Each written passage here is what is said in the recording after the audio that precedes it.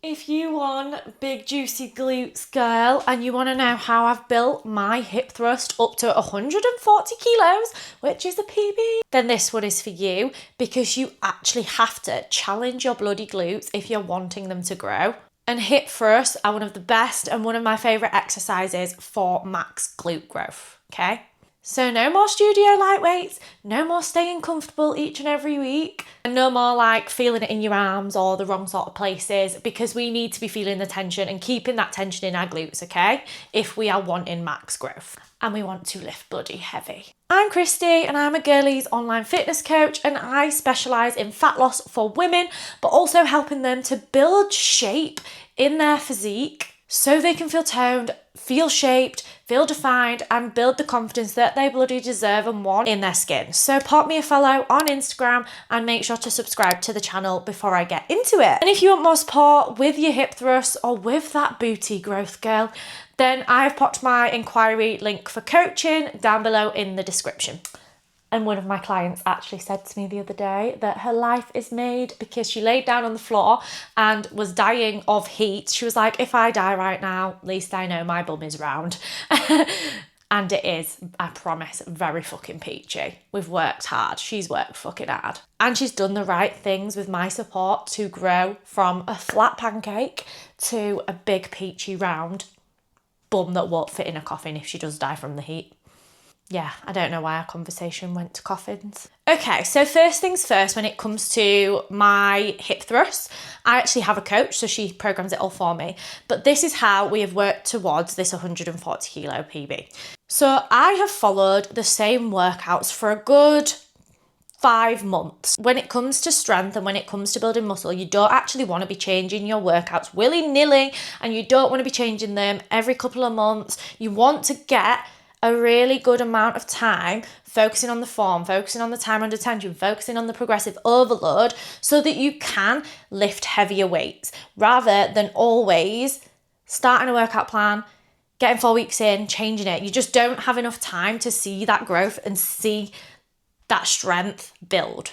So like I said, I have been doing these hip thrusts for a good 5 to 6 months, and I've been working on progressive overload. Now, there are different types of progressive overload when it comes to all exercises. It's the same across the board for all exercises. So every single week, I have been focusing on upping my weight on them, or upping my reps, or a bit longer time under tension. Those are the 3 main ways that I've been progressively overloading my hip thrusts, and this is exactly how I have done that. So I'm just gonna run through what I did last week compared to what I did this week to show you where I've progressively overloaded. Now, my 2 top sets were aiming for 8 to 10 reps. My backup set, we're aiming to 12 to 15 reps, but we're dropping the weight down for that one. So for my 2 initial sets last week, I literally hit 140 kilos for 5 fucking reps. So that has meant that I've kept the weight the same because I've not hit that top end of the rep range. I've not hit that 10 reps. So what I've done is I've gone for 140 kilos again. And this time I've hit 10 reps. It doesn't normally jump that much, but I think I must be feeling strong this week. So I've beaten what I did last week and I've increased it this week. Then on my second set last week, I hit around 3 to 4 reps. And this week I've again hit between, I think it was like 8 reps. So again, I've beat both of my sets. Then what I've done on the third set when we've dropped the weight down is I actually last week hit 15 reps at 110 kilos. So then this next week to progressively overload, I've upped the weight because I hit the top end of the rep range.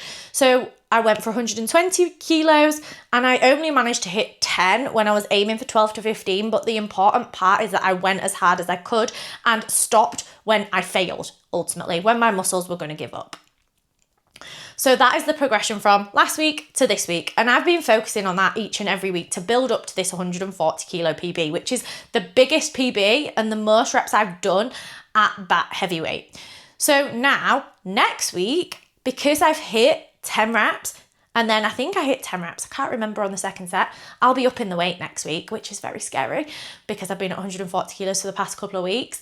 But I'm going to be upping the weight. Very exciting. And that is progressive overload. When it comes to the actual workout, I'll pop a video on screen. I start every workout with some mobility. getting the joints primed, getting your muscles warmed up, getting our cells ready for the movement so that we can get the most out of our workouts. We can maybe get away with not doing mobility when we're young, but as we're cracking onto 30, we have to be doing that mobility. We don't want no injuries because then we definitely won't be growing our glutes. We definitely won't be doing our hip thrusts. So we make sure mobility happens. Then we go on to warm-up sets. So this is essentially building up to the weight that you're going to use, because obviously I'm not going to go straight in at 140 kilos because that would be fucking crazy. So I did a set at 60 kilos, I did a set at 110 kilos, and then I went for a set at 140 kilos.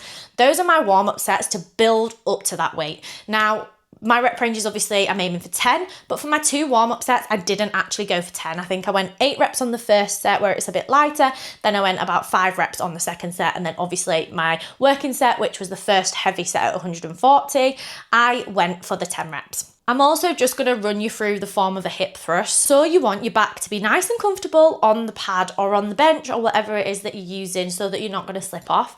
You want it to be on the back of your shoulder blade at like the bottom, so like the bottom of your scapula. We don't want it on your neck. Then we want to position our feet. So you want them about hip width, toes slightly pointed out. The idea is that when you're up at the top of the hip thrust, your knees are at a 90-degree angle. If your feet are too far forward, you're going to feel it more in your hamstrings. If your feet are too close, you're going to feel it more in your quads. We want a 90-degree angle so that we're going to be feeling it in the peach, okay? And then we want our chin tucked in, looking forward at all times. A strong core, don't know why I've pressed here. A strong core, we don't want to be bending our back. We want our hips tucked under and have a nice straight core as we're moving into that motion of the hip thrust. So then when we hinge down, we want to stay nice and strong, and then we want to drive through our feet back to the top. So driving more heel, driving us back to the top is going to put your tension into your glutes. We don't want to throw our back out like this and throw our hips out because we're going to take that tension out of our glutes, and we want to be feeling that tension at all times in the movement, staying nice and strong, and slight little squeeze at the top. And like I said earlier, my top 2 sets are 8 to 10 reps. These are focused on strength and also hypertrophy. And the reason that we have 2 heavier sets on less reps and 1 lighter set on more reps is so that we can maximize strength, but also hypertrophy, which is muscle growth, and also manage fatigue. We don't want to be doing shitloads of hip thrusts and shitloads of heavy weights because our body muscles are going to get tired and they're going to give up. We want to be focusing on the quality of the sets that we've got, not the quantity. And for your 2 heavy sets at the start, and for all of your sets, you want to be training as close to failure as possible. And we don't want form to break down. So we want to train to a point where we're lifting heavy enough that we are training to failure and we can't physically do any more reps. And we want to stop at the point just before form is going to break down, just before your muscles give up, essentially. So when it comes to pushing yourself hard, a lot of girls stop before it gets hard, essentially. And it is hard to know when to stop. But I would always think of it as when you get to the end of your set, could you have done any more reps with good form? If the answer is yes, then you could have gone further, and you should be going further for the glute growth that we want. We don't want to stop when it gets hard. We don't want to stop when we feel the burn. We want to stop when we feel like our body literally cannot go for another rep, okay? And that is called training to technical failure. We don't want to train to complete failure because we don't want to risk injury, but we want to stop just before form breaks down and go for as many reps as bloody possible at the particular weight that we've chosen. So yeah, a couple of tips there. Hopefully there's something that you can take.